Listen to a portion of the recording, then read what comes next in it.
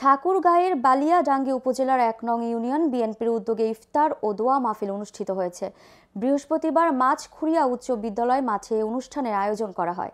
১ নং পাড়িয়া union BNP সভাপতি advocate Zillur রহমানের সভাপতিত্বে ও সাধারণ সম্পাদক শাহিন আক্তারের সঞ্চালনায় অনুষ্ঠানে প্রধান অতিথি হিসেবে উপস্থিত ছিলেন বালিয়াডাঙ্গি উপজেলা বিএনপির ভারপ্রাপ্ত সভাপতি অ্যাডভোকেট সৈয়দ আলম ও সাধারণ সম্পাদক ডাক্তার টি.এম. মাহবুবুর রহমান। প্রধান বক্তা হিসেবে উপস্থিত ছিলেন উপজেলা বিএনপির ভারপ্রাপ্ত সভাপতি অ্যাডভোকেট সৈয়দ আলম। এ সময় সভাপতির বক্তব্যে বলেন, দীর্ঘ ১৬টি বছর আমরা আওয়ামী লীগের বিরুদ্ধে যুদ্ধ করেছি।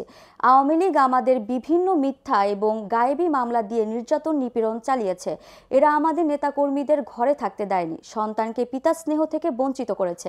তাদের সঙ্গে কখনো আমরা আপোষ বা বন্ধুত্ব করতে পারি না। ইফতার মাহফিলে বিশেষ অতিথি হিসেবে উপস্থিত ছিলেন জেলা কৃষক দলের ভারপ্রাপ্ত সেক্রেটারি উজ্জ্বল হোসেন, উপজেলা শ্রমিক দলের সভাপতি দবিরুল ইসলাম, ৮ নং বড়বাড়ি ইউনিয়নের যুব দলের থানা সিনিয়র সহসভাপতি রফিকুল ইসলাম সহ আরো অনেকে। আমরা জানেন যে বর্তমানে অন্তর্বর্তীকালীন সরকার, সামনে একটি নির্বাচন হবে। আমরা আশাবাদী যে বাংলাদেশ জাতীয় ঐক্যফ্রন্ট থেকে আমরা যারা নেতৃত্বে আছেন, আমি আপনাদের অনুরোধ করবো যে আমরা সবাই এই সামনের যে দিনগুলোতে সবাই আমরা জনগণের পাশে থাকবো।